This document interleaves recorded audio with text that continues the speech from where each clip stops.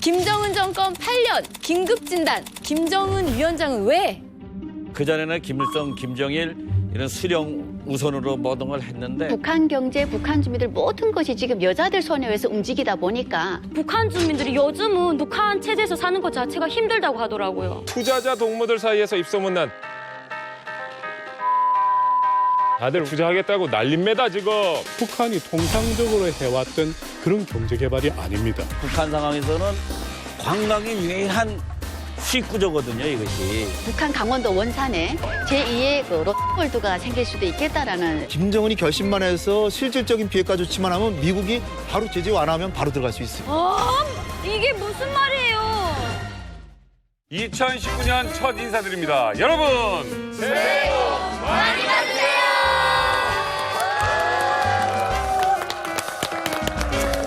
예. 2019년 새해가 밝았습니다. 매년 새해가 되면은 뭐 올 한 해 뭐 계획을 다 세우잖아요. 네. 남자분들 특히 뭐 금주 금연부터 해서 여자들은 다이어트 한다고 헬스장에 막 줄을 서기도 하고 북한도 뭐 새해가 되면 뭐 특별히 이런 풍경이 있다 이런 거 있습니까?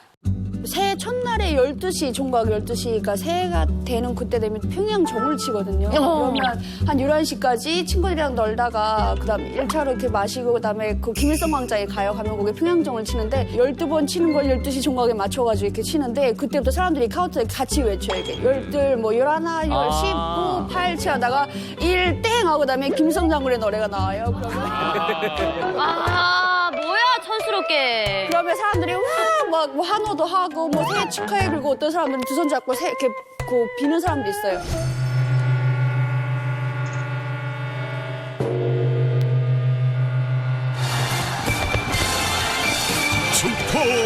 축포가 오릅니다. 지하의 종소리가 울리는 평양의 하늘가를 물들이며 축포가 터져오릅니다. 평양은 저런데 또 지방은 달라요. 맞아. 올 한 해 계획을 세우는 거예요. 작년에 봤을 때 우리 서터지를 뭐뭐 심었더니 이걸로는 못 자라더라.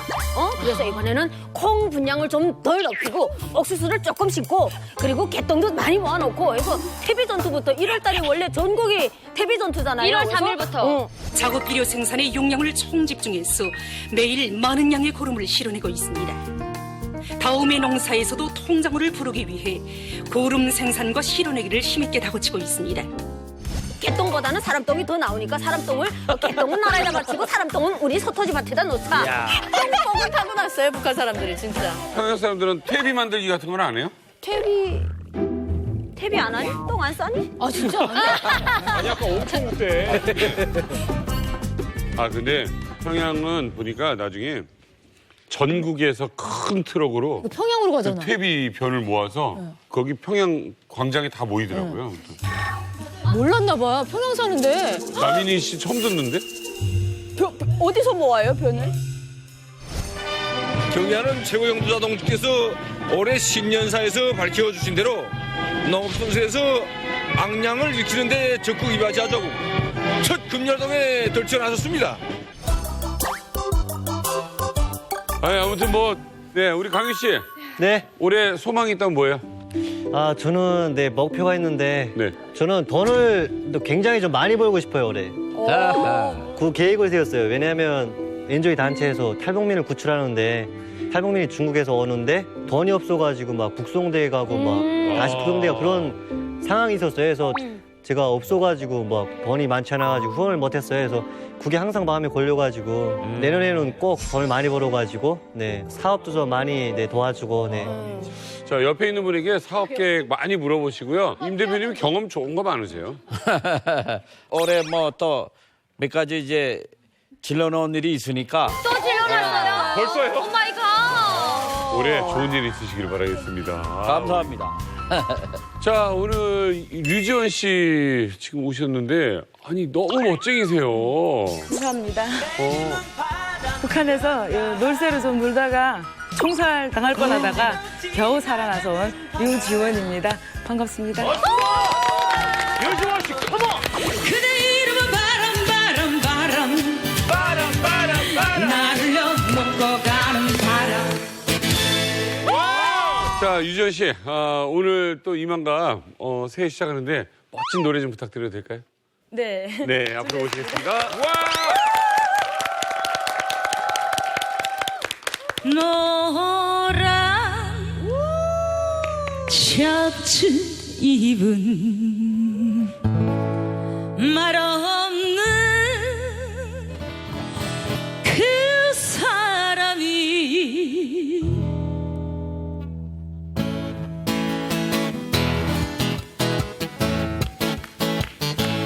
민남은 아니지만 씩씩한 생김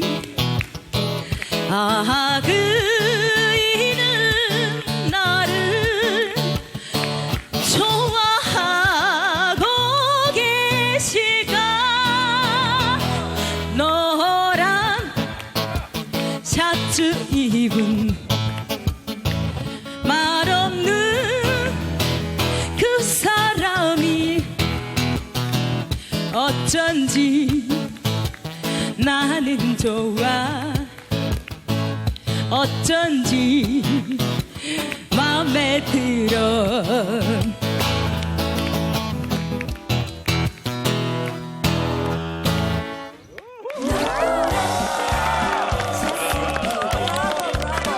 정말 제대로 신나네요, 지원 씨.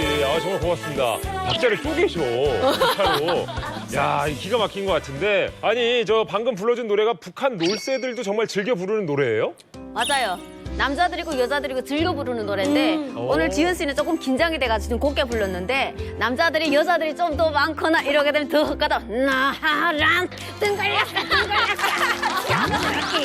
뜬걸렸어 그냥 닥치는 대로 기타한 거예요. 빗자르면 빗자르고 뜬걸락사 하다 나중에 흥이 나게 되면 앞에 있는 상 다 두드리다가 그 이렇게 좀 음악이 있는 사람은 또고또고또고 돼가지고 다 뺏어라 다 뺏어라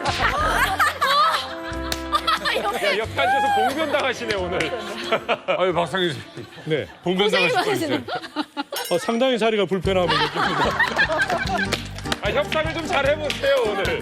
협상을 좀 잘 나눠보세요. 아니, 지원 씨는 이 노래를 특별히 부른 이유가 뭐예요?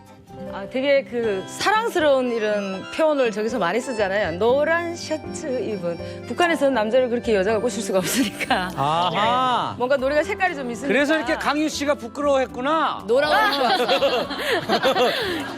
옷 저는 이제 노래 듣고 후기 들어올 때 막 놀던 사람들은 다 하는 노래라고 해가지고 좀 머리를 수그렸어요. 왜요? 나는 확실히 못 놀았구나. 이런 생각에 저는 머리를 수그렸었습니다. 이번에는요, 지난 1월 1일에 김정은 위원장이 신년사를 발표했잖아요. 과연 어떤 내용이었는지 우리 이만갑의 공식 보도원 김일중 씨와 고운 여성 유현주 씨가 알려주신다고 합니다. 김정은 위원장의 신년사를 보면 북한의 미래가 보인다. 지난 1일 2019년 김정은 위원장의 신년사가 발표가 됐습니다. 이번 말리마 보도에서 북한 한 해의 계획표라고 할 수 있는 신년사를 짚어보겠습니다. 네, 올해 신년사는 시작부터 파격 그 자체였습니다. 여느 때와 다르게 인민대학습당 시계에서 제야의 종소리가 울리자 카메라가 서서히 노동당 총사로 다가가는 장면을 보였고 북한 역사상 최초로 여동생 김여정과 함께 집무실로 이동하는 장면을 보였는데요. 저는 머리털 나서 그런 모습 처음 본단 말입니다.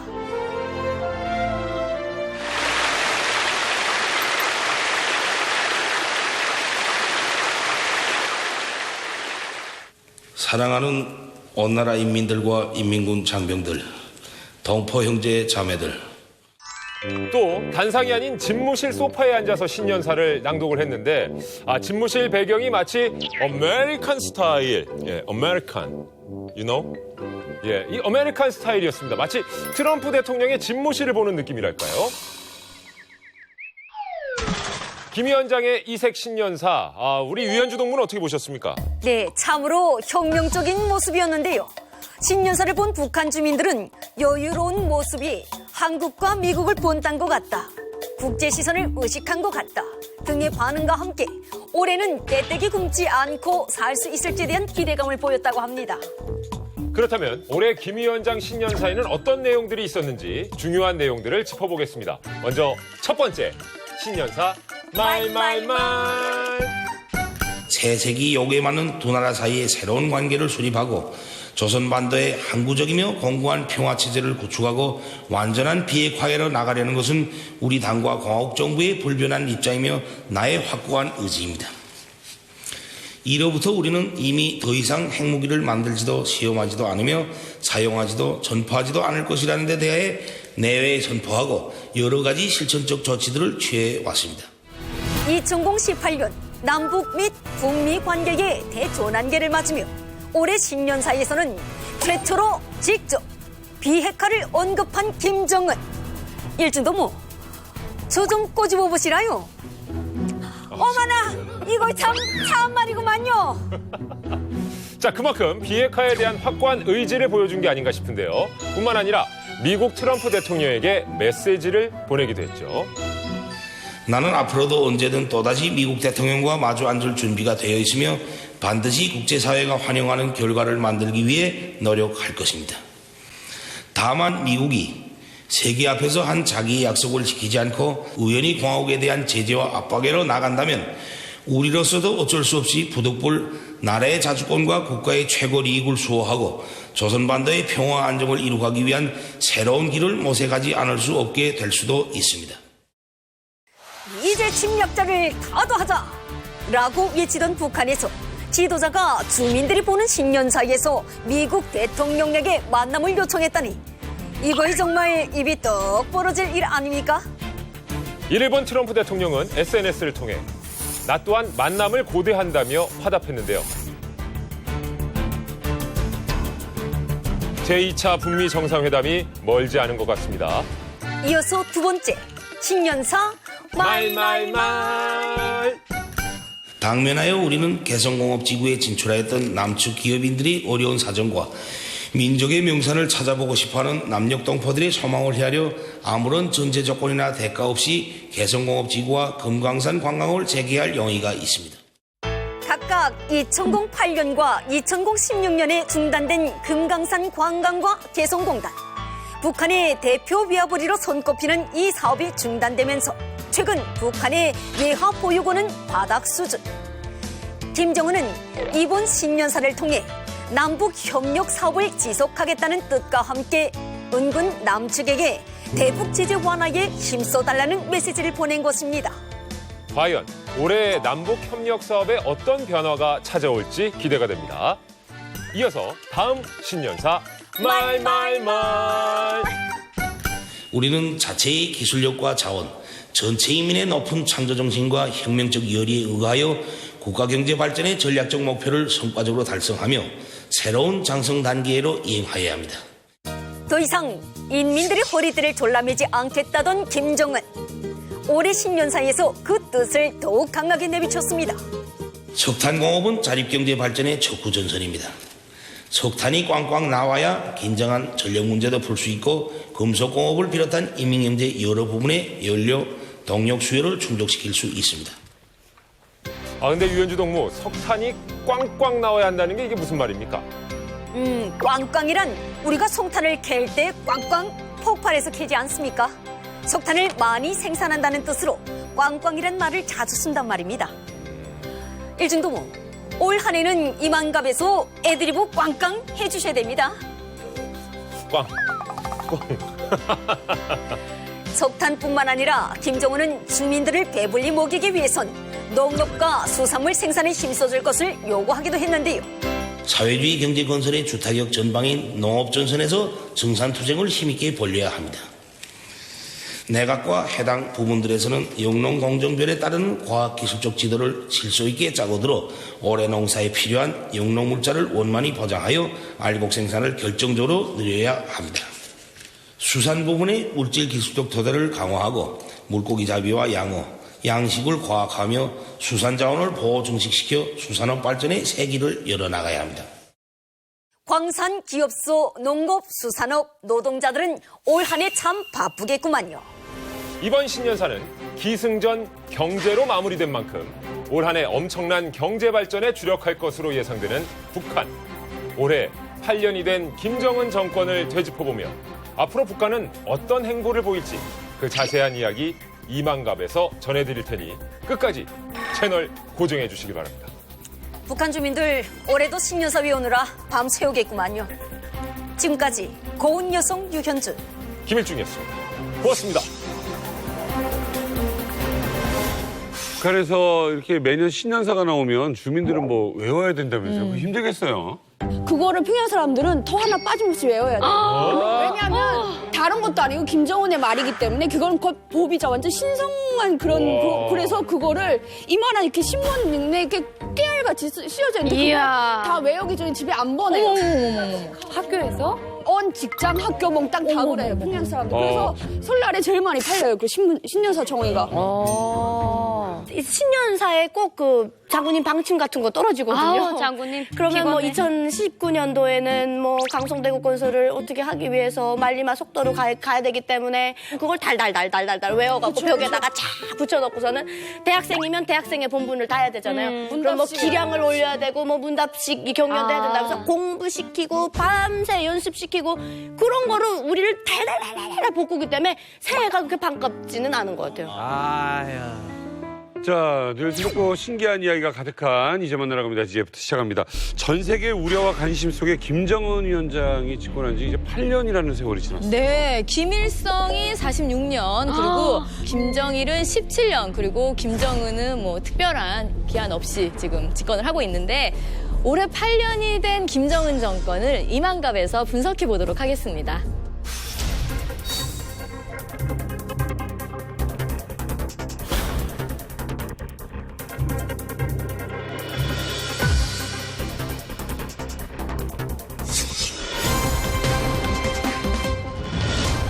김정은 위원장의 그 집권 8년 동안 좀 네. 가장 충격적이었던 건 뭐였어요? 김정은 정권 들어와서 핵이라는 것이 엄청 매달렸잖아요. 근데 갑자기 정말 비핵화라는 의지가 있다라고 나섰고 실제 최근에 그 지난해 말부터죠. 올해 연초까지 북한 사회에서 주민들에게 그 행하는 여러 선전, 그다음에 선동, 그다음에 뭐 실제 구호까지도 핵이라는 글자가 없어졌다고 해요. 북한 주민들 속에서도 정말 놀라운 일이 아니지 않을까라는 생각이 듭니다. 자, 이제 만나러 갑니다가 2019년 첫 방송으로 김정은 정권 8년 긴급 분석, 김정은은 왜? 라는 이야기를 한번 해보자 합니다. 자, 오늘 이만갑에 김정은 위원장의 속내에 대해서 아주 낱낱이 속속들이 파헤쳐줄 전문가, 어벤져스급. 맞아요. 뭐 지금까지 이만갑에서 많은 전문가분들이 나오셔서 뭐 남북미 관계에 대해서 많은 예측들을 해주셨잖아요. 네. 그래서 오늘은 특별히 그 예측들이 딱 맞아떨어졌던 적중률 100%의 전문가분들을 엄선해서 오늘 모셨습니다. 과연 어떤 분들이 나오셨는지 먼저 첫 번째 김일중 씨가 소개해 주시죠. 자, 이분은요, 감히 문어도사 중에 왕문어도사라고 할 수 있는 분입니다. 북한이 6차 핵실험을 감행했던 2017년 9월 모두가 김정은 위원장을 미치광이라고 비난을 할 때 아니다. 김정은 위원장은 대단히 이성적인 사람이다라고 해석했던 분인데요. 김정은 위원장의 어린 시절 자료를 통해서 그의 성격과 심리 상태를 분석해서 우리를 소름 끼치게 했던 정신과 전문의 김종석 박사님 모셨습니다. 어서 오세요. 안녕하세요. 김종석입니다. 김정은을 분석할 때 어떻게 분석해야 되느냐. 그러니까 외향적 감각형이 이제 리더로서 제일 좋은 성격이라고 하는데 감각적이기 때문에 굉장히 현실에 대해서 판단을 잘하고 현실에 적응 능력이 뛰어난 현실주의적인 그 성향을 지니고 있습니다.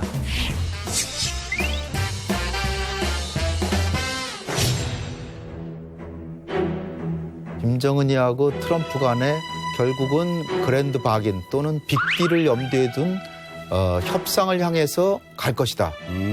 결과는 과연 우리가 원하는 대로 될지는 두고 봐야죠.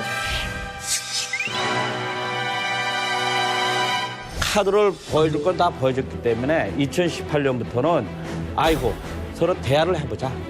대화를 안 하면 싸우는 길밖에 없으니까요.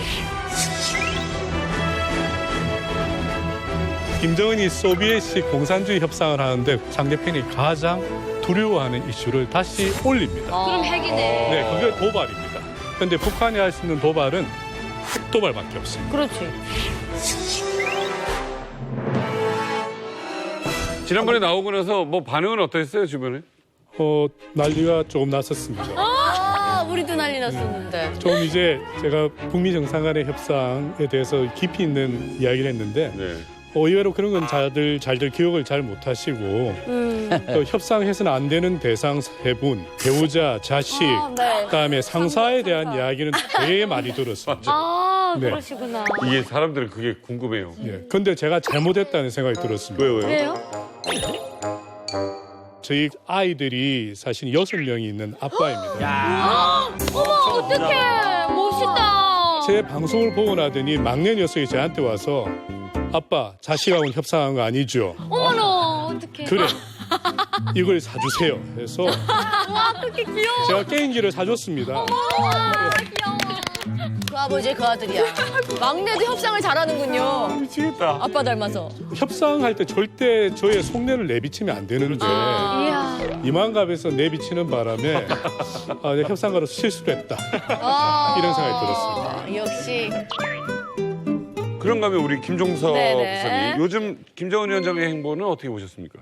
제가 처음에 김정은을 분석을 한 게 2015년 7월이었습니다. 그때 그 외교부에서 이제 북핵 문제가 답보 상태에 있으니까 이제 심리 분석을 이제 저한테 그래서 제가 그때 그 김정은을 분석해 보니까 굉장히 그 놀라운 면들이 나타났습니다. 현실적으로 굉장히 바람직하고 유익한 정책을 선택할 줄 있는 능력도 있고 그리고 순발력도 뛰어나고 그래서 굉장히 그 경제 외교 쪽에 그 탁월한 영향을 발휘할 수 있을 것 같다라고 생각을 했습니다. 그리고 이제 그 남북 정상회담도 하고 북미회담도 했지만은 6개월째 답보 상태에 있는데 그걸 보면은 시간을 끄는 것이 자기에게 손해가 되지 않는다고 생각했기 때문에 더 많은 것을 얻어내기 위해서 굉장히 지금 전략적으로 접근하고 있는 것 같은 그런 생각을 하고 있습니다. 예, 올해로 8년이 된 김정은 정권. 예, 그동안 김정은 정권에 일어난 역대 사건들을 통해서요. 김정은 위원장의 속내를 살펴보고 그리고 미래를 예측해보는 시간을 가져볼 텐데요. 김정은 정권 8년 긴급 진단. 김정은 위원장은 왜? 첫 번째 화면부터 보시죠. 일편단심 경애하는 김정은 원수님을 수비수 유학파의 젊은 지도자인 김정은 위원장은 집권 후 파격 행보를 보이기 시작한다. 김정일 정권 17년 동안 2차례 진행된 핵실험. 하지만 김정은 위원장은 무려 4차례나 진행했는데 초강력 대북 제재 압박 속에서도 결코 핵무기 개발을 멈추지 않았던 김정은 위원장. 그런데 조선 반도를 핵무기도 핵 위협도 없는 평화의 땅으로 만들기 위해 적극 노력해 나가기로 확약하였습니다. 하지만 그는 2018년 9월 평양 남북 정상회담에서 비핵화를 선언하며 전 세계를 놀라게 했는데 핵개발 완성을 선포한 지 단 5개월 만에 갑자기 핵을 포기하겠다고 나선 김정은 위원장. 과연 그는 왜 그동안 핵개발에 집중했던 것일까? 핵개발에 집중한 이유는 내모 때문이다. 김정은 위원장이 핵개발에 집중한 이유가 무엇일까요? 만만하게 보이기 싫어서 다른 나라들한테 나를 쉽게 보지 마. 난 이만큼 어마어마한 그게 핵이 있어. 막 이렇게. 아주 이거 이성적으로 생각해야 돼요. 먹고 살기 위해서. 먹고 살기 뭘 먹고 살기 위함 때문이다. 맞아. 자, 정답 확인합니다. 핵개발에 집중한 이유는 카지노 호텔 때문이다. 뭐라고? 이게 무슨 말이에요? 아니, 핵이랑 카지노랑 도대체 무슨 상관인가요, 홍현희 박사님? 김정은 위원장의 지난 한 8년 돌아보면 경제 발전을 위해서 우선은 살아야 되겠다. 그래서 원산에 카지노도 세우고 금강산은 관광도 하고 주민들을 먹여 살리기 위해서 즉 경제 발전을 위해서 선핵 개발을 했다라고 얘기할 수가 있습니다. 그러니까 김정은도 애초에는 핵을 개발해야만 미국의 강력한 핵 공격력을 억제할 수 있다 이런 생각을 했을 겁니다.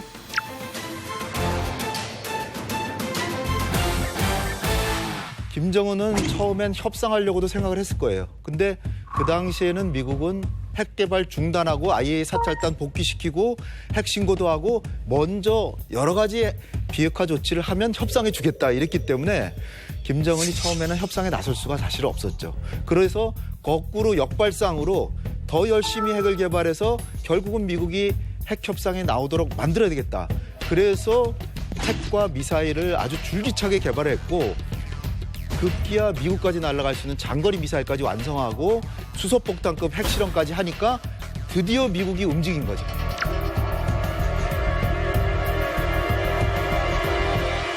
미국이 처음에는 너 정말 손본다.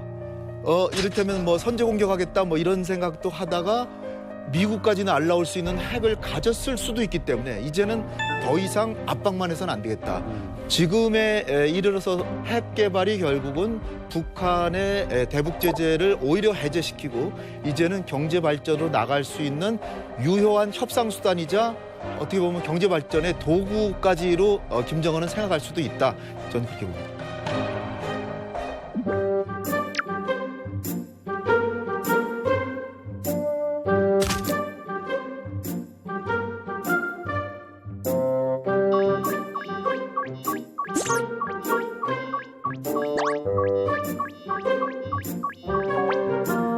아니 근데요, 북한 핵 개발에 집착한 이유가 북한 경제를 살리기 위해서라고 하는데 그게 카지노 호텔과 무슨 관련이 있습니까?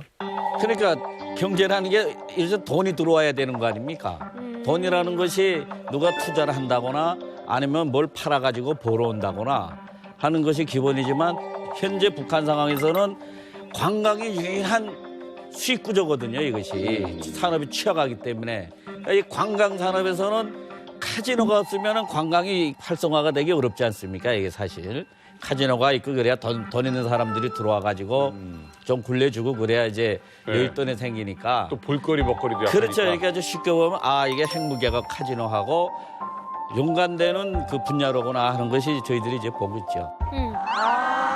네, 그러니까 김정은 집권 초기부터 원산이라는 지역이 엄청나게 뜨기 시작합니다.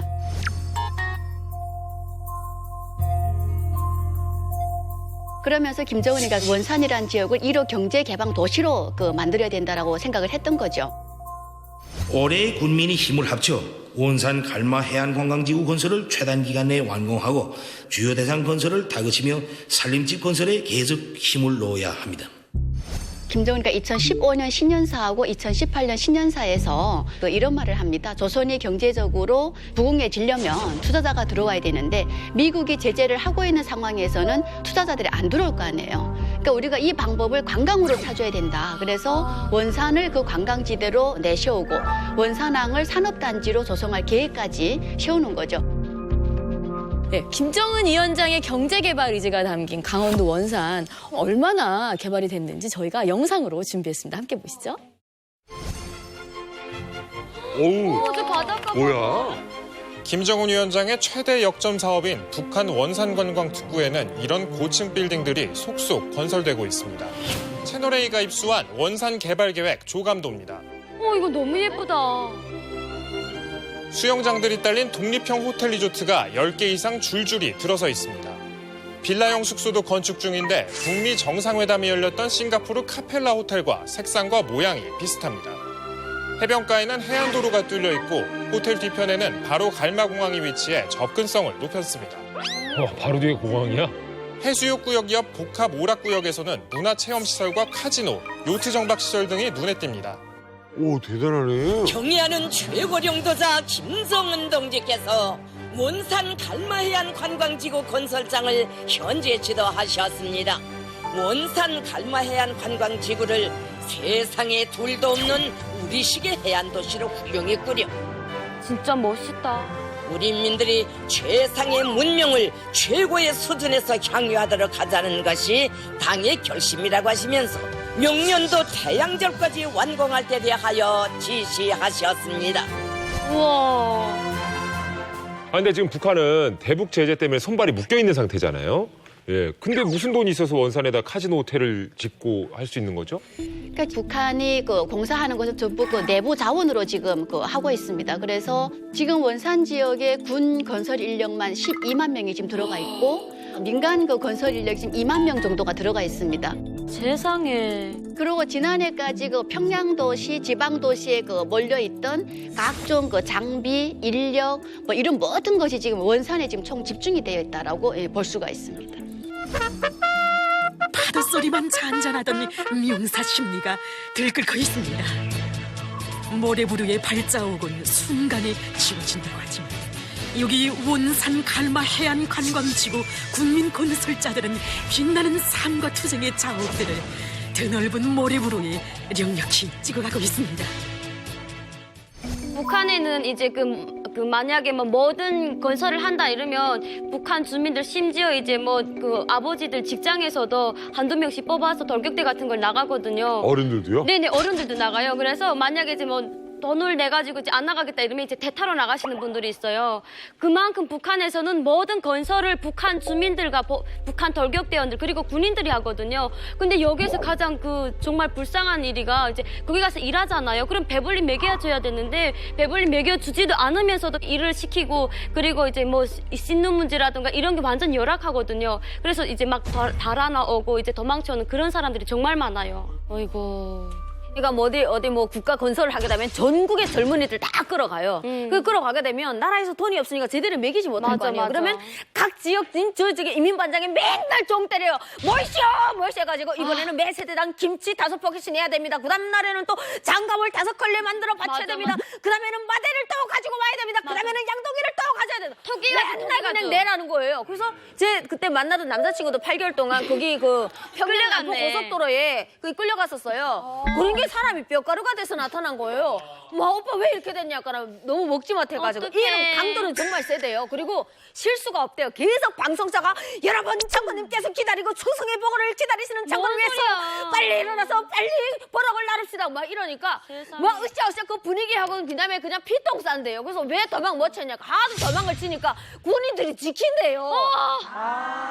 김정은 위원장이 집권한 이후에 강원도 원산을 국제도시 그리고 뭐 한가, 공항, 뭐 하늘길과 바닷길을 닦인 국제도시, 항구도시를 꾸리라고 하면서 갈마병장 건설을 2012년도에 막 명령을 내렸어요.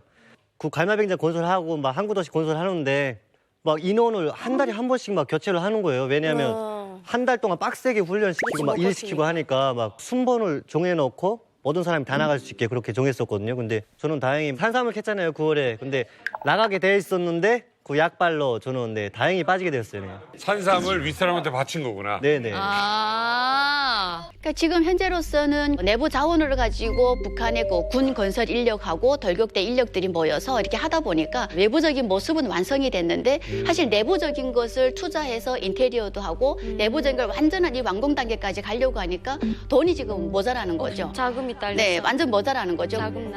그러니까 북한도 나름대로의 그 2013년부터는 외국의 투자 유치를 받기 위한 투자 설명회를 중국이나 유럽, 이쪽에 동남아 지역에서 하고 있거든요. 최근 민족의 명산 금강산에서는 내외의 커다란 관심 속에 2015년 원산 금강산 국제관광지대 투자 설명회가 진행되었습니다.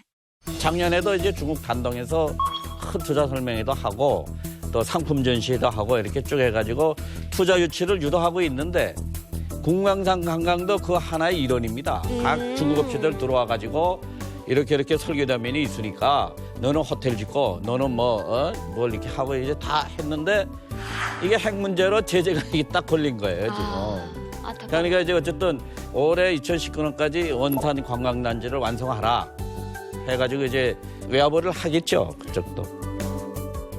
우리는 올해에도 조국의 부강과 인민의 행복을 위한 거창한 대건설 사업들을 통이 크게 벌려야 합니다. 원산 갈마 해안관광지구와 새로운 관광지구를 비롯한 우리 시대를 대표할 대상 건설들을 최상의 수준에서 완공하여야 합니다. 지금 뭐 북한이 외국인 투자자들을 모으기 위해서 열을 올리고 있는데 과연 어떤 계획을 하고 있는지 저희가요 원산 투자 안내 책자를 어렵게 구했습니다. 와 그런 것도 있어? 진짜. 네, 그게 과연 어떤 내용일지 상황극으로 준비했습니다. 함께 보시죠. 아유, 요즘 원산이 완전 뜬다던데. 난 어디다 투자를 하지? 어머, 깜짝이야. 어머, 깜짝이야. 강미서! 어머머머, 이게 지금 얼마짜리? 조심해. 아니 이게 다 돈입니까? 미치겠다 정말. 아니 무슨 조선시대도 아니고 북한은 계좌이체가 안 된다고 투자금을 현금으로 준비를 하래. 아우 나 진짜 기가 막혀서 어머 지도자 동지 나온다. 지도자 동지 나온다. 어머 지도자 동지 나온다. 기가 막혀서 지도자 동지 나온다. 어머. 조선시대. 내가 바로 북조선에서 온 김일중이요. 당신이 북조선에 투자하고 싶다는 남조선의 민지요. 반갑소. 자리에 앉으시지. 자, 우리 긴말할 것 없습니다. 이게 바로 원산 투자 대상 안내서요. 지금 당장 몇 푼만 투자하면은 요거 내가 착착 안겨드리는 건 뭐 시간 문제란 말입니다. 무슨 사업에 관심이 많습니까? 종류별로 다 있으니까 지금부터 내 설명을 잘 들으라. 아시겠습니까? 한번 설명해 보세요. 너무 자, 도도해. 이것도 한번 보시지요. 맵잔 육체를 원하십니까? 자, 우리 원산에 생길 건강운동관은 매년 100만 명 이상 관광객이 보장되는 금싸라기 운동관이요. 어떠시오? 이 냄새가 느껴집니까? 글쎄 투자금은 250만 달러. 우리나라 돈으로 28억이면 된다는 건데. 자, 나 이것까진 안 보여주려고 그랬는데 자, 이거 쓱 한번 보시지요. 요건 어떻습니까? 우리 북조선 원산에는 골프장, 민속 무도장, 고속보트장, 요것도 구미가 안 당깁니까?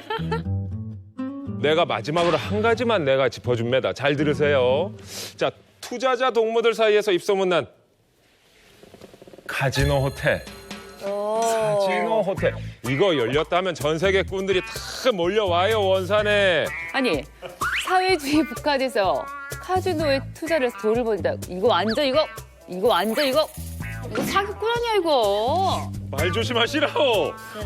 지금 북조선 카지노 호텔 트럼프 대통령도 지금 눈독을 들이고 트럼프? 있다고. 다들 우리 카지노 호텔에 투자하겠다고 난립니다 지금. 아니 정말로 트럼프 대통령까지. 강비서. 네. 지금 당장 달러 세마대 대기시켜. 알겠습니다, 회장님. 서둘러. 알겠습니다. 무서워. 언니 진짜 나이스. 야, 저걸 보면 나도 사실 원산에 투자하고 싶은 생각은 있는데 진짜 그러세요? 실제로 그럼요. 근데 실제로 해외 투자자들의 그 반응은 어떤가요? 우리가 주목해봐야 되는 게 미국도 지금 뭐 제재를 엄청 강화하고 있지만 속으로는 다국적 기업이 평양을 방문했다라고도 얘기가 나고요. 작년에 싱가포르에서 정상회담했잖아요. 거기 마리나 베이 샌즈 호텔이라고 거기 회장이 트럼프 대통령 친구예요. 그 사람이 세계적인 갑부인데 원산에 카지노 자기가 세울 수 있다 이런 생각을 했다는 것이 나오기도 했어요. 그러니까 어떻게 보면 미국이 지금 대북 제재를 굉장히 열심히 하고 있는 것 같지만 대북 제재가 풀리면서 미국이 먼저 들어갈 수도 있습니다. 그리고 또 하나 아주 주목되는 거는 원산은 일본이 바로 마주보고 있는 것이에요. 그래서 일본이 이제 투자할 수가 있는데 일본의 경우에 북일 간의 수교 협상이 들어가면 200억 달러 정도를 투자할 수가 있어요. 200억 달러. 그러니까 24조 원을 투자할 수 있기 때문에 그거를 돈으로 주는 게 아니라 투자를 하는 겁니다. 그러니까 일본 사람들이 원산을 먼저 장악할 수도 있어요. 그러니까 숟가락 얻는 거네요, 진짜. 절대로 안 돼. 지금은 북한과의 경협이 멀리 느껴지지만 실제로는 바로 가까이 있고 이게 김정은이 결심만 해서 실질적인 비핵화 조치만 하면 미국이 바로 제재 완화하면 바로 들어갈 수 있습니다. 그래서 따라서 원산 개발은 그렇게 머지않은 미래다. 저는 그렇게 봅니다.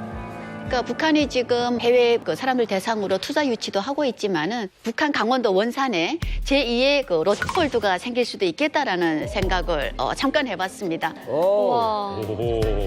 그러니까 지금 기업의 대북 사업 전담팀이 지금 만들어졌답니다. 그래서 지금 북한 전문가하고 중국 베이징에서 지금 1차 접촉을 했다라고 해요. 진짜? 그래서 북한이 먼저 이 사업을 투자 제의를 했고요. 그래서 로저도 투자 제의를 받은 적이 있다라고 정확히 밝히기도 했습니다. 희망적인 생각인 것 같아요. 이게 원산을 김정은 위원장이 이렇게까지 개발하려는 이유가 있을 것 같아요. 왜 원산이냐? 원산은 김정은의 고향입니다. 김정은의 어머니가 제일동포기 때문에 원산에 와서 김정은을 낳은 걸로 알려져 있고 그래서 원산은 자기의 꿈의 고향이기 때문에 거길 키우려고 하는데 또 설악산에서부터 금강산 거쳐서 명사십리, 이 명사십리가 이게 아주 해안이 아름답고 백사장이 아주 쫙 깔려 있는데 세계적인 관광지가 될 수 있는 요건이 있고 조금만 올라가면 또 마식량 스키장 있고 갈마 비행장도 있고요. 다 개발하는 거예요. 이 원산이라는 지역이 위치상에 아주 좋은 지역입니다. 북한 내에서 따져봤을 때 기후도 좋은 곳이고 원산항이 우리가 아름답다라고 하기에는 정말 옆에 있는 모래부터 시작을 해서 그 경치까지 아주 아름다운 곳이거든요. 그러니까 우리가 북한의 개방을 떠올렸을 때 제일 먼저 생각나는 게 나선항이잖아요. 나진 선봉항 쪽에. 이 나선항 쪽 같은 경우에는 동해의 북쪽 끝이라고 할 수가 있습니다. 그러니까 우리가 뭔가 미국의 투자 유치를 해서 관광지도로 만들기에는 뭔가 이동이 용이한 곳은 아닙니다. 물품 이동도 아주 어려운 곳이고, 근데 원산 같은 경우에는 평양하고 가깝잖아요. 그다음 이동하기 괜찮은 곳이고, 또 여기가 수심이 아주 깊기 때문에 우리가 이런 선박 같은 것들이 정박하기에는 아주 적합한 곳이 원산입니다. 저희 외삼촌이 원산 여자랑 결혼했다 그러지 않았어요. 그래서 원산을 가봤댔어요, 결혼식 때. 그래서 명사십리도 가봤는데 그 강원도에만 특이하게 외국 사람들이 와갖고 서핑을 많이 해요. 그 강원도 바다에서. 진짜? 진짜로.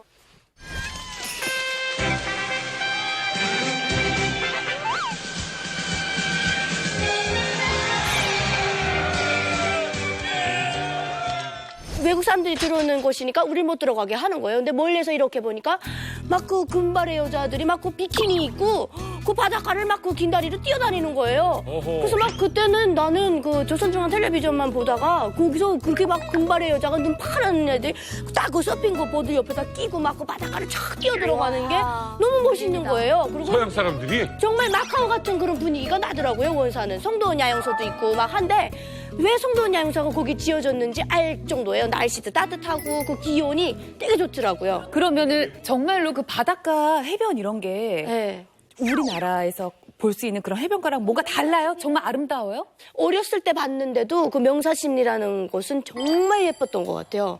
맨발 벗고 이렇게 걸어가는데 모래가 감기는 그게 촉감이 정말 너무 좋은 그런 모래였어요. 특히 원산 송도원이라고 백사장이 엄청 있는데 백사장이 자체 솔나무 숲이거든요. 맞아요. 맞아요.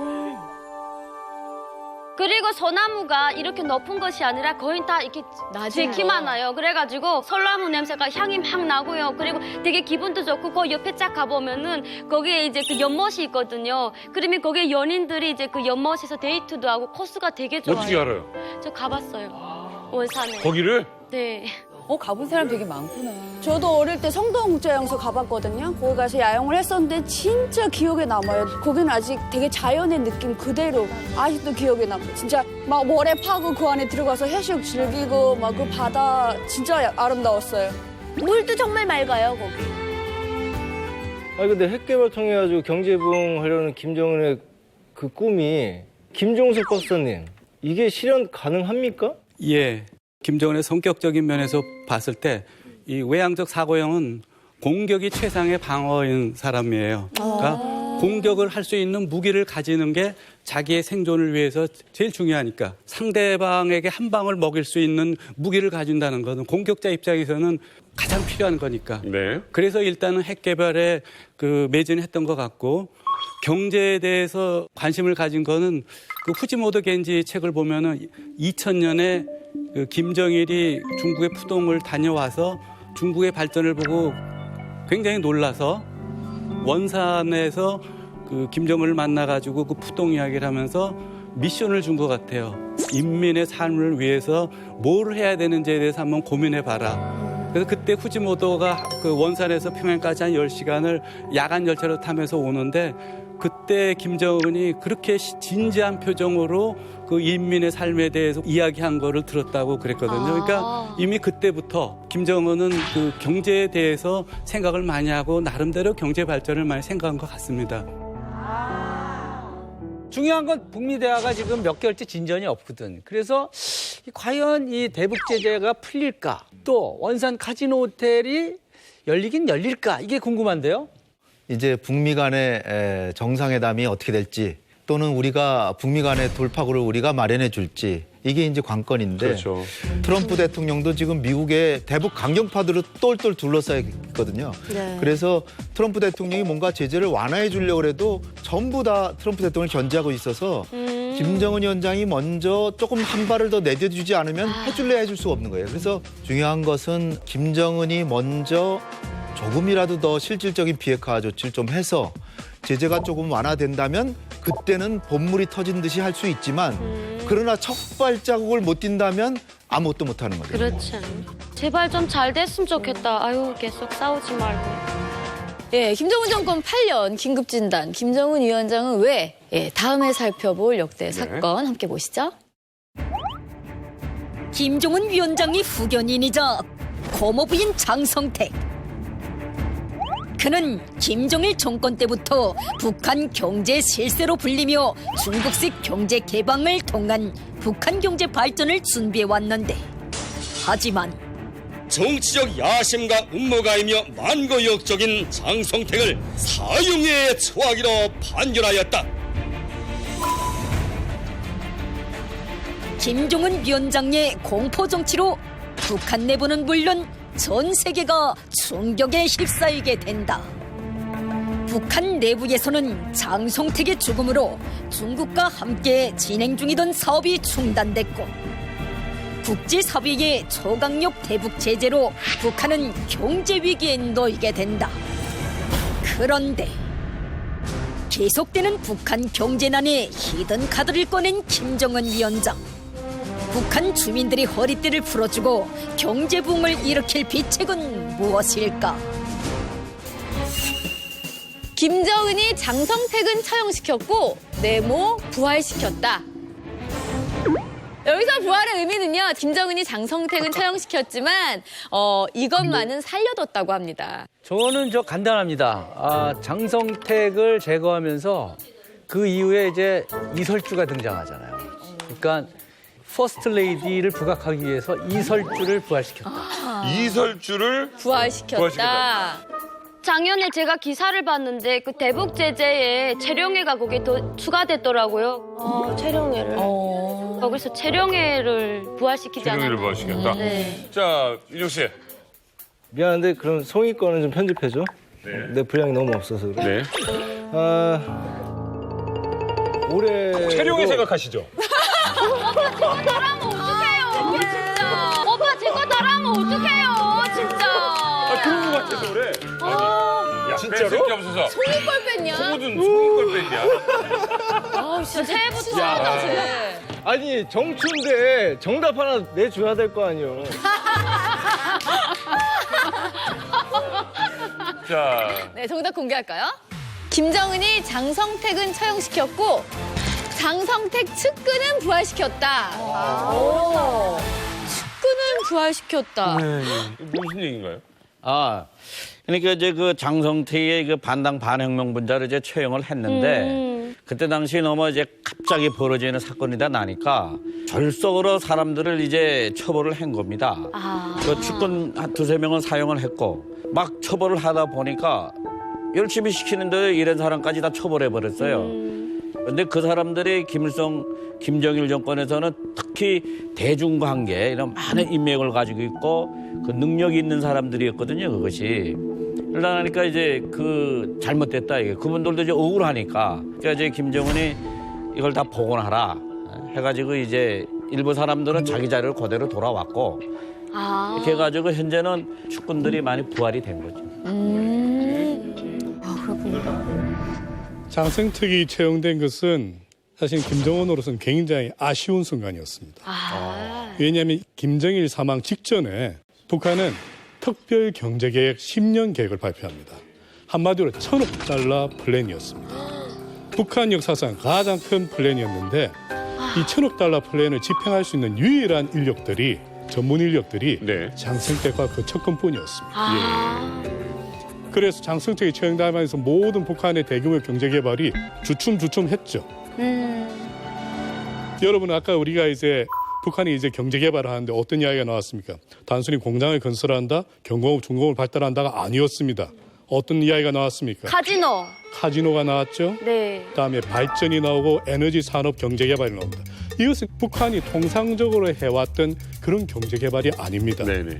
이런 막대한 돈을 투자를 받으려면은 투자하는 사람들 역시 굉장히 전문성을 갖고 있어야 되고 이것을 받아들이는 북한 역시 상당한 전문성을 가진 인력들이 이것을 대체해야 됩니다.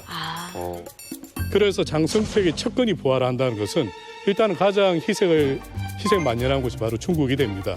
왜냐하면 중국은 북한의 경제적 가능성에 대해서 굉장히 관심을 가져왔고 지금도 미국의 제재에도 불구하고 텀텀이 북한에게 투자를 하고 있는 입장입니다. 그래서 장성택 척근이 부활했다는 것은 중국이 북한에 대한 실질적 투자를 확대할 수 있는 여건이 다시 부활했다는 것을 말합니다.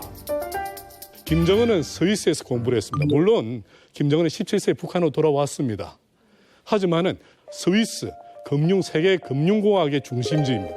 과연 세상의 돈이 어떻게 돌아가는지, 돈이 돈을 어떻게 부리는지, 그리고 그 전문성이 얼마나 절실한지를 알았기 때문에 많은 비판에도 불구하고 장성택과 그 척근을 살리지 않으면 이 천재의 인류의 기회를 놓칠 것 같아 많은 내부 설득을 통해서 장성택 그 척근을 부활시키지 않았나 그렇게 봅니다.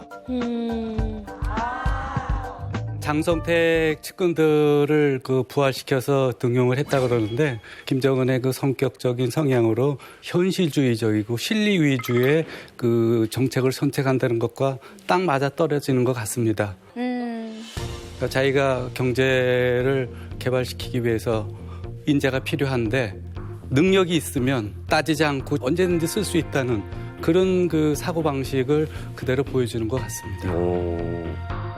그래서 우리가 생각할 때 김정은이 굉장히 경직된 그런 사람인 것처럼 생각하지만 상당히 그 플렉서블한 그 상황에 잘 대처하는 순발력도 있고 현실적으로 가장 자기한테 유익하고 바람직한 그런 그 정책을 선택할 수 있는 그런 능력을 가지고 있습니다. 네.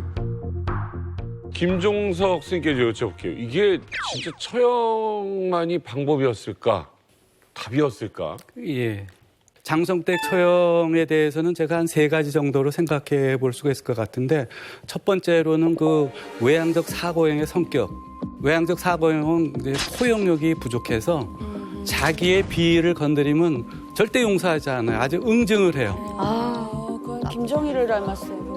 그게 제가 장성택과 김정은, 그다음에 현영철, 최용해 4사람이 말을 타고 찍은 사진이 있는데 그 사진이 굉장히 인상적이에요.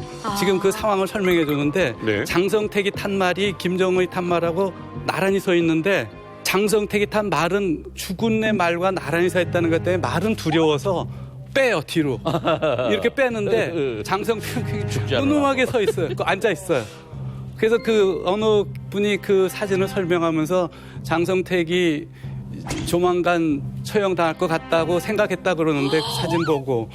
그래서 지금 그러니까 김정은 입장에서 볼 때 장성택은 자기 정권의 걸림돌이고 그 사람 살려두면 자기 정권이 위태로우니까 절대로 살려둘 수가 없는 사람이니까 이제 처형을 선택한 거고. 두 번째로 생각할 문제가 김정은의 사고방식은 우리 민주화된 그 민주사회의 사고방식과 다르죠. 독재국가의 지도자고 또 생각해 보면은 조선 왕조 시대의 왕세자로 왕이 된 그런 사고방식을 가지고 있는 사람이기 때문에 나의 권력에 걸림돌 된다. 그럼 조선시대는 없애버리는 거잖아요. 가볍게 죽여버리잖아요. 우리는 지금 민주화 시대는 사람 하나 죽이는 게 굉장히 그 범법행위로 굉장히 어렵지만은 그 시대는 그냥 뭐 걸림돌 되면 바로 그냥 없애버리니까. 그러니까 장성택을 그냥 쉽게 죽이겠다고 생각을 한 거고. 아휴, 참. 세 번째로 생각해 볼 건 오사포로 쐈잖아요. 그냥 죽이지 않고. 뭐예요? 사람이 이렇게 적당히 강한 사람이면은 내가 도전할 어떤 용기도 가져보는데 너무 강한 상대면은 기가 꺾여서 도저히 내가 그 사람을 상대해볼 용기를 못 가지잖아요. 그러니까 자기 그 밑에 일하는 사람과 북한 주민들에게 메시지죠. 나한테 도전을 하면 너 이렇게 된다는 걸 갖다 아주 확실하게 보여준 거죠.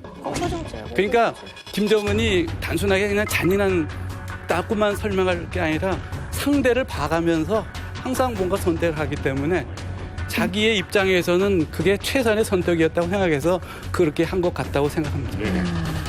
예, 다음 긴급 진단해볼 김정은 정권 역대 사건 화면 보여주세요.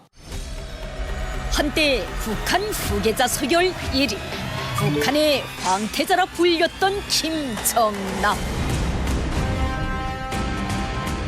김정은 동지를 조선인민군 최고 사령관으로 높이 모셨습니다.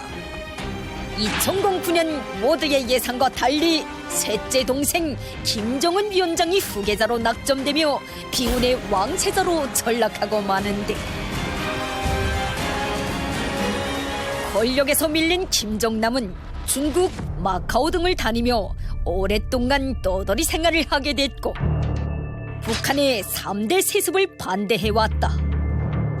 그러던 어느 날 2017년 2월 말레이시아 공항에서 피살당한 김정남. 그의 죽음을 둘러싸고 많은 추측들이 나오는 가운데 김정남 암살 배우로 지목된 북한. 과연 비운의 왕세자 김정남은 왜 죽음을 맞이하게 된 것일까? 김정은은 형 김정남의 내모 막기 위해 암살했다? 예.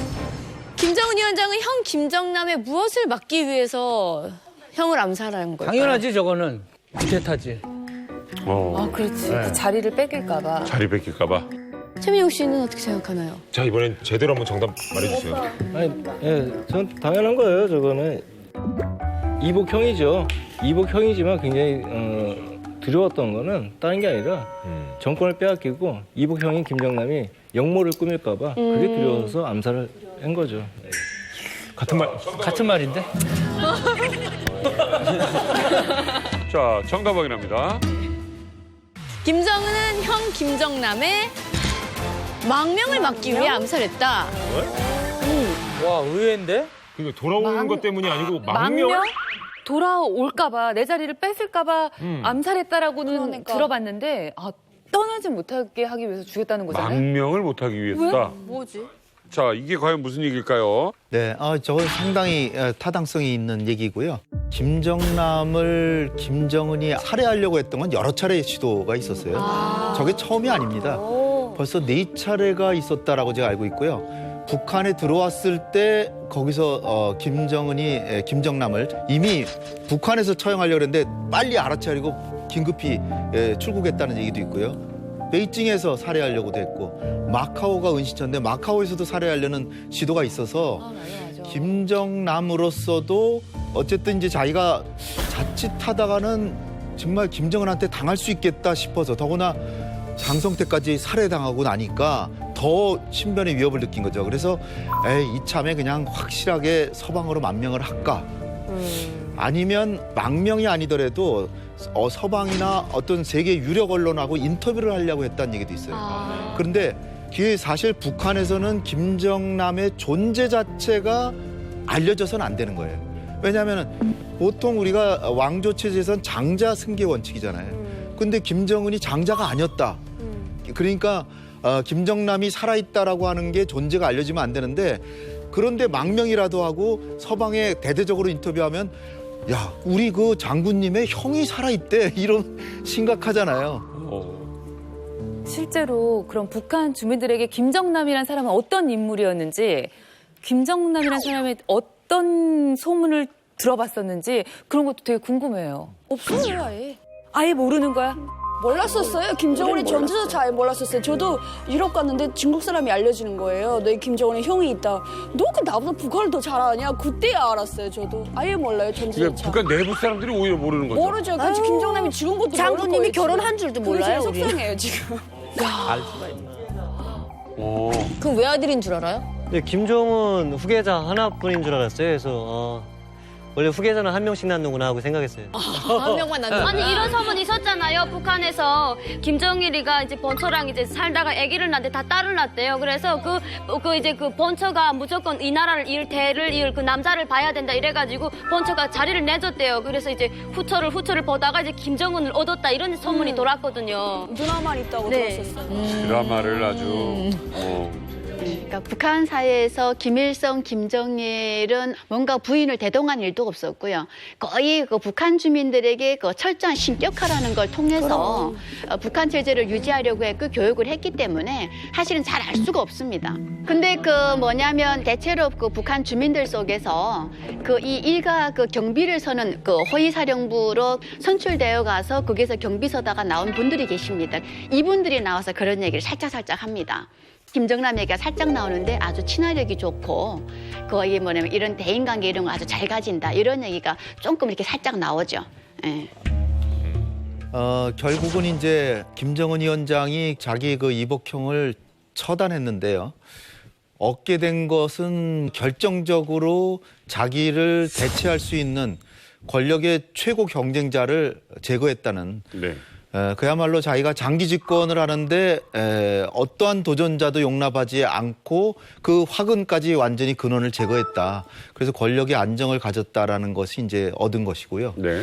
그러나 잃은 게 너무나 많죠. 북한이 거의 테러 국가라고 낙인을 자기 스스로 찍어버린 거. 거기다가 말레이시아와의 외교 관계가 아주 상당히 나빠졌고 또 김정남을 사실상 비호해왔던 중국과의 관계도 굉장히 후퇴했던 거고요. 결과적으로 북한과 자신의 이미지에 치명적인 훼손을 가져왔다 이렇게 평가할 수 있겠습니다.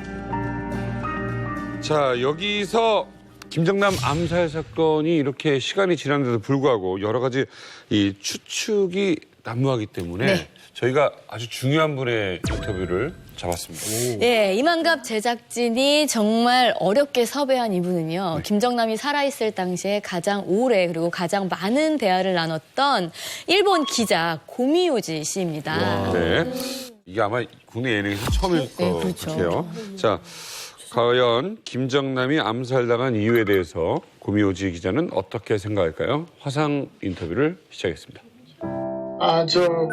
일본의 동경신문에 근무하는 고미요지 기자라고 합니다. 옛날에 한국에 유학해서 한국말 배우고 그 후에 계속 한반도 문제를 다루고 왔습니다. 또 김정남 씨하고 자기 그 개인 그 생활이라든가 북한에 대한 그런 생각이라든가 그런 걸 좀 마음속에 있는 걸 많이 이야기했고 그 후에도 많이 만나자고 했는데 아주 어려웠어요. 와.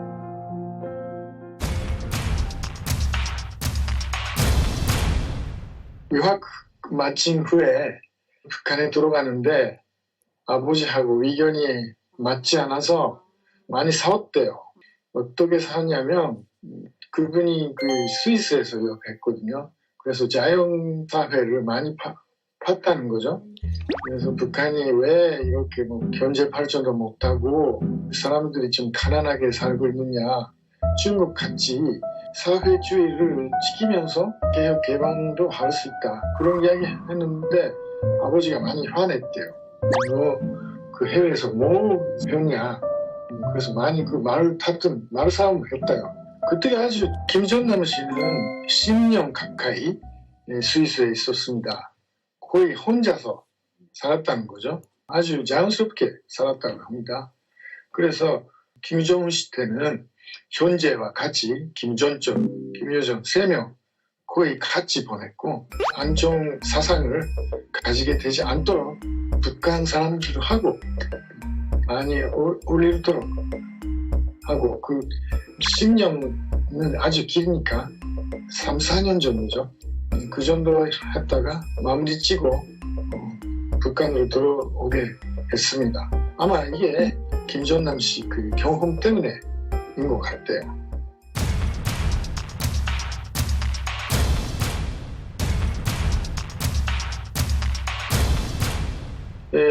예상해요. 김정은은 만난 적이 없고 상대 세습은 있을 수 없는 일이다. 특히 사회주의 국가에서는人民들이 선택해야 되는데 세습도 한다는 거는 사회주의하고 맞지 않다. 그렇지만 뭐 일단 그 세습됐으니까 3대 세습됐으니까 평생 김정은을 도와주고 싶다. 그런 이야기를 했습니다. 김정남 씨 말에 따르면 투자를 해서 많이 돈 벌었대요. 그래서 그 돈을 좀 북한으로 송금해서 북한을 도와주고 싶다. 나를 좀 축시하지 않고 협력자로 현재로서 좀 인정하고 나하고 같이 북한을 발전할 수 있도록 노력하자. 그런 이야기까지 있었습니다. 이거는 제가 직접 확인했어요.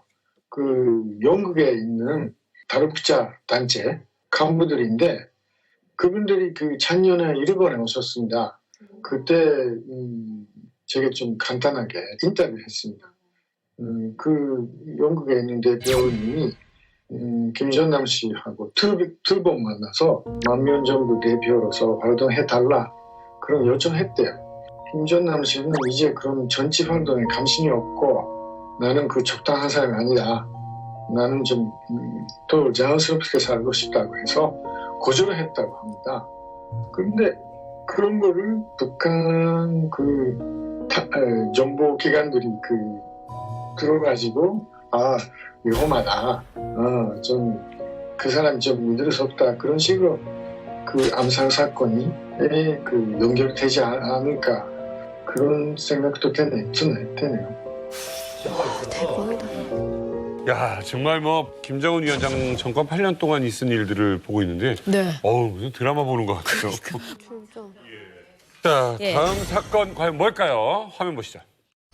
김정은 정권 들어 가장 눈에 띄는 점은 바로 북한 여성 파워 3인방의 등장. 북한 퍼스트레이디 리설주, 김정은의 여동생 김여정, 모란봉 악단장 현송월이 그 주인공. 김정은 위원장은 북한 역사상 최초로 퍼스트레이디 리설주 여사를 등장시켰고 각종 현지 지도는 물론 외교 무대에도 함께하며 정상 국가로서 위엄을 가시하고 있다. 뿐만 아니라 자신의 여동생 김여정은 남북 북미 정상회담 때 전면에 내세워 2인자로서의 존재감을 부각시켰고 2018년 2월에는 북한 예술계 대표 인사 모란봉 악단장 현송월을 방남시켜 남북 협상 주도권을 갖게 했는데 김정은 정권 들어 두드러지는 북한 여성 파워 3인방의 활약. 과연 김정은 위원장의 성내는 무엇일까? 지금이야 우리에게 익숙한 이름이지만 이 세 명의 여자가 북한 공식석상에 나왔을 때 굉장히 화제가 됐었거든요. 이명선 대표님 정말 놀랍지 않았었습니까? 그렇죠. 이제 김정은 지금 위원장의 통치 방법에 아주 특이한 것이 하나 나타난 것이 스타 통치입니다. 그전에는 김일성, 김정일 이런 수령 우선으로 모든 걸 했는데 최근에는 이춘희 아나운서나 또 현성월이나 유명 가수나 이런 사람들을 참여시킨다는 게 아주 특성이 있어요. 그러네요. 그러니까 그게 하나의 또 통치 행위입니다. 그러니까 사람들이 거기서 서로 좋아하고 수령만 있으니까 다 꼿꼿이 얼어붙어 있어가지고 막 그랬는데 이게 연예인들도 나오고 하니까 꽤 좋아한대요. 근데 북한에 있을 때 그 이설주가 딱 등장했을 때 북한 주민들은 진짜 쇼킹을 했어요. 왜냐면은 짧은 그 커트 머리에다가 그 무릎 위에 어느 그 원피스를 입고 이제 그 릉라 유원진가 그러면서 이제 김정은 팔짱을 끼고 나왔거든요.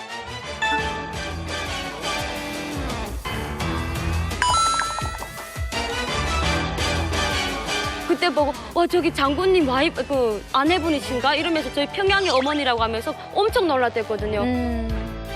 처음에는 밝히지 않고 나왔어요. 모란봉 악단 시범 공연하면서 딱 처음 나왔는데 사실 원래 좋아하는 여자가 있었는데 김정일이 반대를 해서 리설주랑 살게 됐다는 등 막 그러고 드라마. 찌라시들 있잖아요. 엄청 막 그런 게 돌고 그런데 리설주가 입었던 그 옷 되게 막 컬러풀하게 입고 하니까 그게 또 장마당에서 엄청 비싼 가격에 똑같은 옷을 제작해갖고 팔리기도 하고 결혼 종년기가 된 그 간부집에서는 자기 아들을 리설주가 88년생이래요. 88년생 여자만 골라서 이렇게 결혼시키는 그런 것도 유행됐었어요, 진짜로. 지금 현재로서는 장마당으로 주민들이 자체로 생계를 만들었는데 그 장마당에 앉아서 장사하는 사람이 다 여자들이란 말이에요. 그렇죠. 어떻게 보면 북한 경제, 북한 주민들 모든 것이 지금 여자들 손에 의해서 움직이다 보니까 이 북한사의 여성들의 그 민심을 읽은 것이 아닌가. 근데 이렇게 김 위원장이 뭐 부인, 여동생, 현성월 등 이렇게 여성들을 전면에 내세우고 있는데 이게 정치 외교적으로는 어떤 의미가 있나요? 어느 협상 연구 보고서에 이런 말이 있습니다. 여성이 협상에 참여하면 어떤 효과가 있는가? 그 협상이 평화적으로 종결되는데 약 35% 기여한다는 보고서가 실제로 나와 있습니다. 우와. 우리나라의 영부인이신 김정숙 여사하고 이설주는 공감대가 형성이 되어 있습니다. 예술. 협상에서 공감대가 형성된다는 것은 그 협상이 굉장히 부드럽고 온건하고 잘 흘러간다는 이야기 됩니다.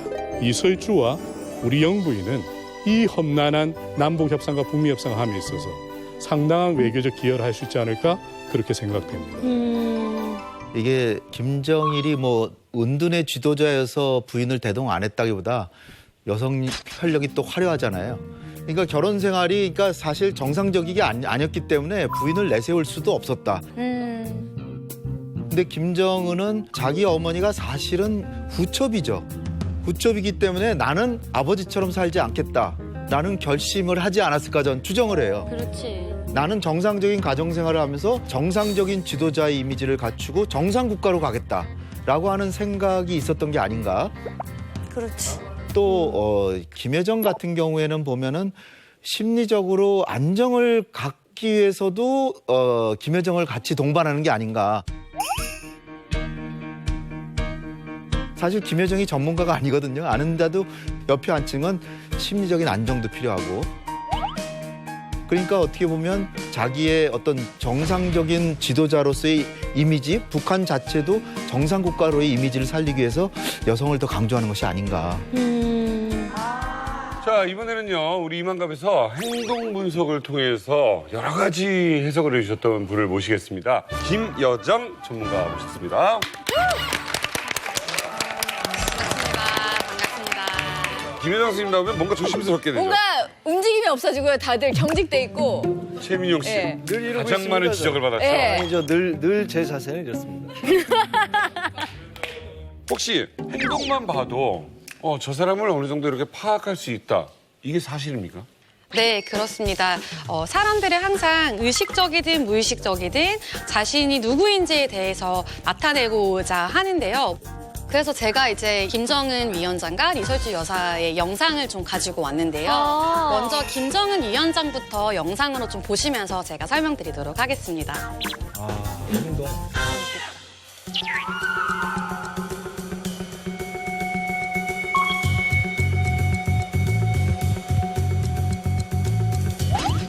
보시면 가장 많이 보이는 모습이 턱을 들면서 얘기를 하는 모습들을 많이 볼 수 있고요. 생명과 관련이 되어 있는 이 목을 든다는 것은 난 목을 드러내도 너와 싸워서 이길 자신이 있어 이런 당당함 연결이 되고요.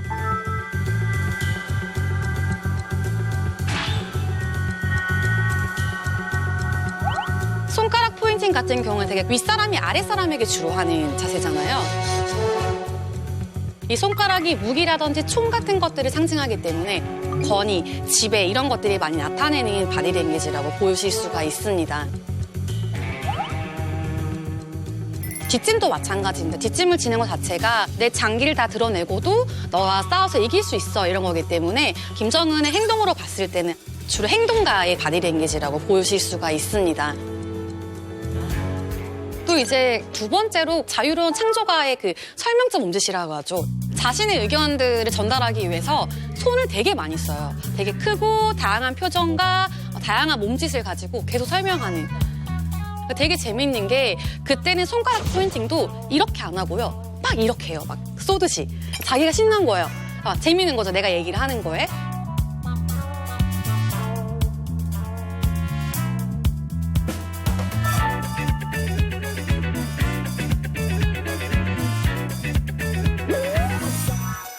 김정은 위원장을 제가 분석해본 결과 주로 행동가의 대표적인 바디랭귀지를 많이 썼고요.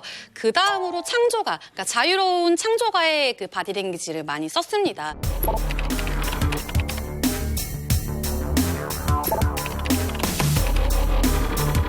이 두 가지를 합쳐보면 한마디로 김정은은 혁신가 유형이다라고 제가 말씀드릴 수 있는데 혁신과 유형의 강한 특징이 뭐냐면 자기가 속해 있는 기존 체제에서요 항상 변화와 혁신 어떤 것들을 그런 것들을 도모하고 자신의 한계나 이런 것들을 테스트할 수 있는 기회들을 계속 도모하는 이런 유형이에요. 그래서 또 신속히 생각하고 바로바로 즉각적으로 행동하고 성취물을 반드시 만들어내는 이런 유형이라서 김정은의 행동으로 봤을 때는 아마 혁신과 유형이 가장 높지 않을까라고 보여집니다. 그럼 리설주 여사 행동은요? 리설주 여사 행동 먼저 영상으로 보시고 제가 더 설명드리겠습니다.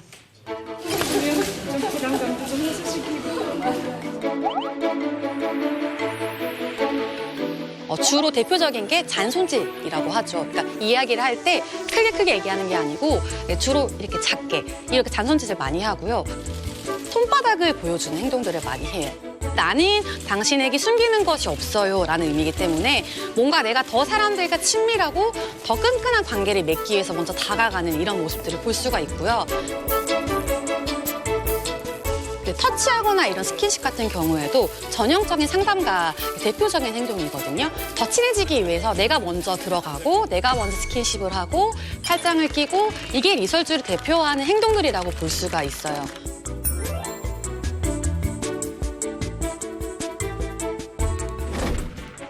리설주의 유형은 전형적인 상담가 유형이라고 보기에는 또 되게 당당한 모습들도 많이 보였거든요.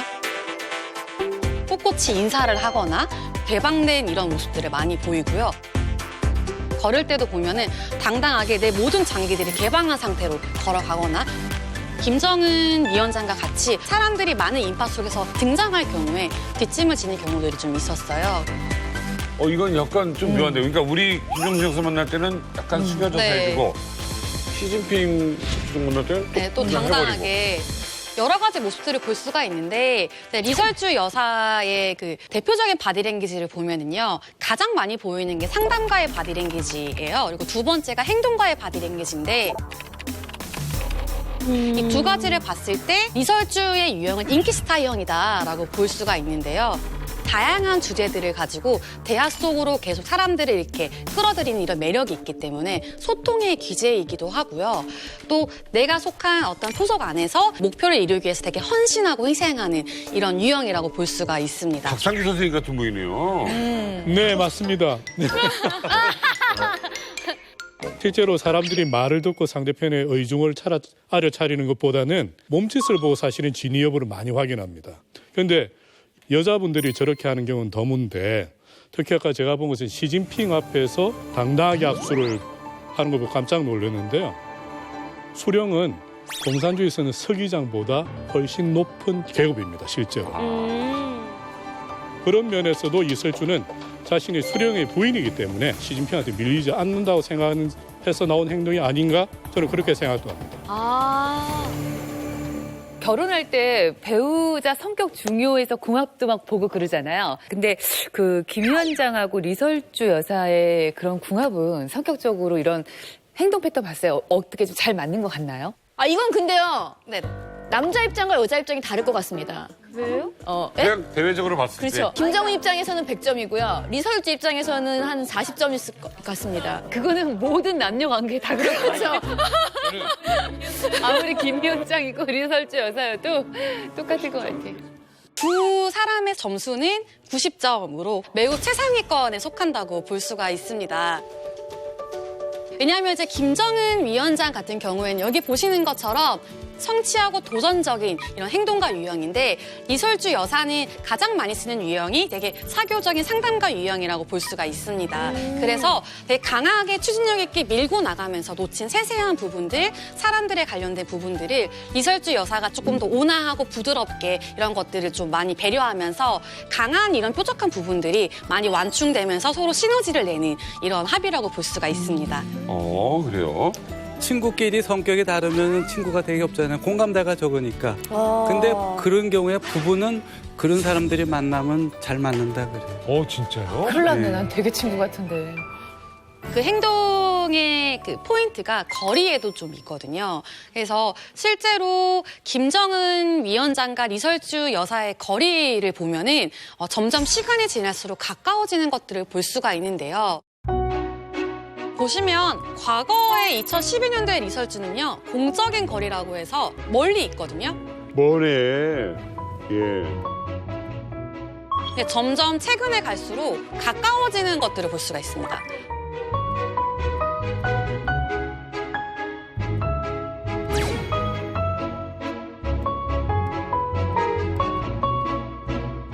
이제는 같이 팔짱 끼고 이렇게 같이 내려오는 모습까지. 점점 뒤에 있다가 가까이 오네요. 그렇죠. 이게 되게 시사하는 바가 많은데요. 첫 번째는 그만큼 김정은 위원장과 리설주 여사가 점점 더 친밀해지고 돈독해졌다라는 것들을 보여주는 이야기이기도 하고요. 또 두 번째로는 그 김정은 위원장이 어떻게 보면 북한의 최고 권력자이잖아요. 그 권력에 리설주 여사가 점점점 다가가고 김정은 위원장도 그것들을 허용해주고 있기 때문에 퍼스트 레이디로서의 어떤 존재감을 톡톡히 드러내고 있다라는 것들을 가장 잘 보여주는 포인트라고 보실 수 있습니다. 끝으로 남북관계 관련해서 혹시 이렇게 될 것이다 혹은 내 바람이 있다 한다면요? 저는 김정은의 목표가 우리가 생각하는 것과는 다른 것이기 때문에 우리의 바람대로 그렇게 쉽게 넘어갈 것 같지는 않습니다. 김정은의 입장은 우리와 어떤 그 협상을 통해서 어떤 평화 공존의 그런 그 마음을 가지고 있는 것 같지는 않거든요. 그쪽은 항상 공격자 심리를 갖고 있기 때문에 우리가 경계의 고삐를 늦추면은 우리가 굉장히 힘들어질 수 있다 그렇게 생각하고 있습니다. 지금 뭐 고비입니다. 여기서 김정은 위원장이 한 걸음을 양보해서 민족의 미래에 10걸음을 얻는다. 이런 심정으로 먼저 비핵화에서 좀 한 걸음 떼어주면 남북 간의 관계도 좋아지고 그다음에 경협을 좀 폭넓게 할 수 있는 기회도 만들 수 있지 않을까. 그래서 그런 기회들을 우리 정부가 잘 살려나가야 된다. 이렇게. 네, 말씀 감사합니다. 우리에게 필요한 게 사랑과 전쟁이 아니죠. 이해와 배려 속의 평화를 원하고 있습니다. 2019년 그 평화를 다시 한번 꿈꿔봅니다. 이제 만나러 갑니다. 일요일 밤 11시에 뵙겠습니다.